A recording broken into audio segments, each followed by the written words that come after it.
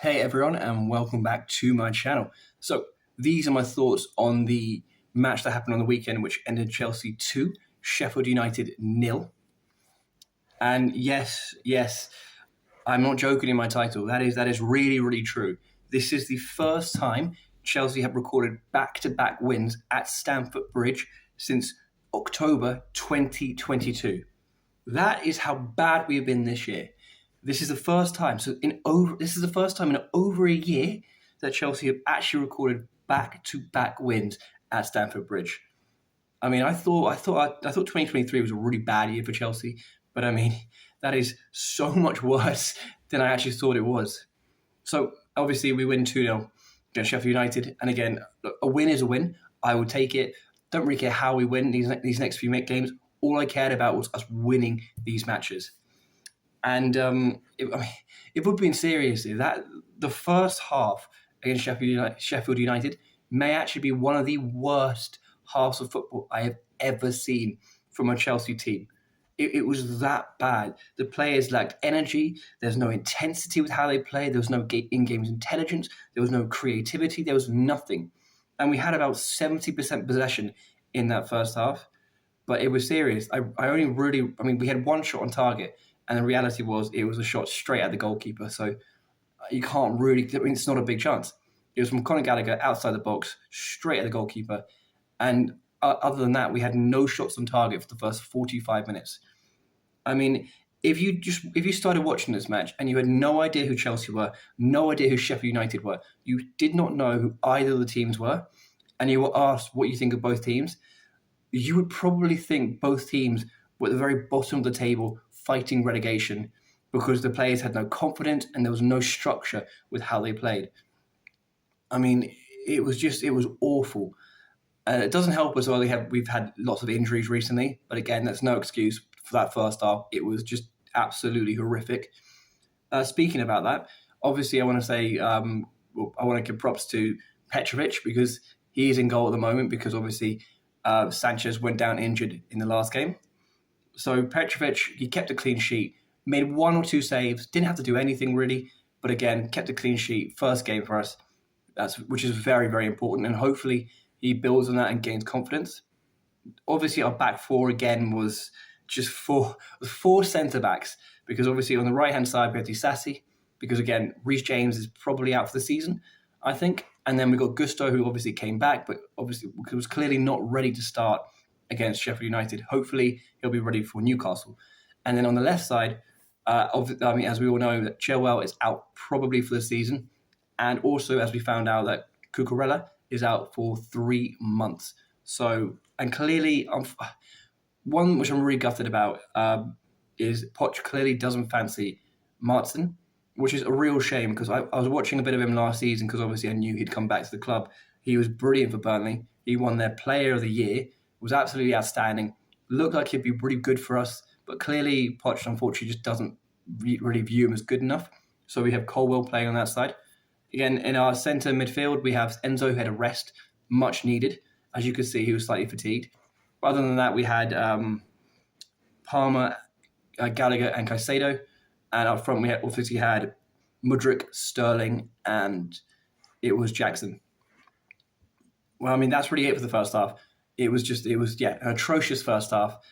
And just nothing really happened in it. And then the second half started.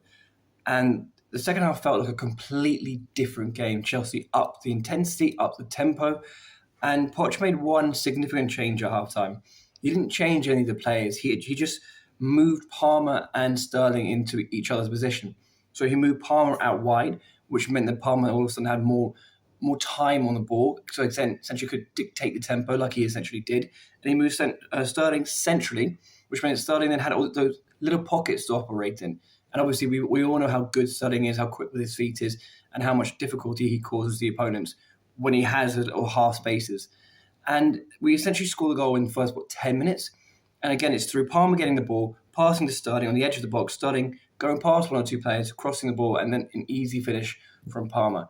And then after Chelsea go 1-0 up, I mean, it's basically just the whole game changes because Sheffield United have to be more progressive, and they can't just sit back and hit on the counter attack. They have to be more proactive. And then obviously, not that long afterwards, I think it was maybe 7, 8 minutes. Palmer gets the ball. It starts in the middle with Mudryk. Eventually gets to Palmer on the right hand side.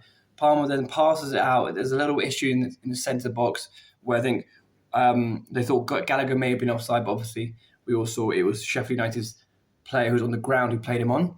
Eventually the ball comes back out, crosses the ball in the box, and then it's an easy tap in for Jackson. And again, he's racked up about 6 or 7 goals already this season, which is just incredible. But yeah, Palmer, that changed completely, helped Chelsea out. And Palmer is once again stepping up every single match when we need him to. And he's proving time and time again that he's potentially Chelsea's best signing since Todd Boehly and Ighbali bought the club. I mean, he was our final signing of the summer transfer window, but he's just been our best player consistently throughout most of these games. It's incredible to see. And yeah, then Chelsea have an easy 2-0 win. There was one, in reality, probably should have had a 3-0 win when the ball, again, comes across the goal. And I love Brody. I really want him to succeed, but I've got no idea how he didn't score from basically just maybe a couple of yards out. It was I think it was one of the misses of the season so far. It was insane. But yeah, Chelsea have a 2-0 win in the end. They have 3 more matches in the Premier League this year.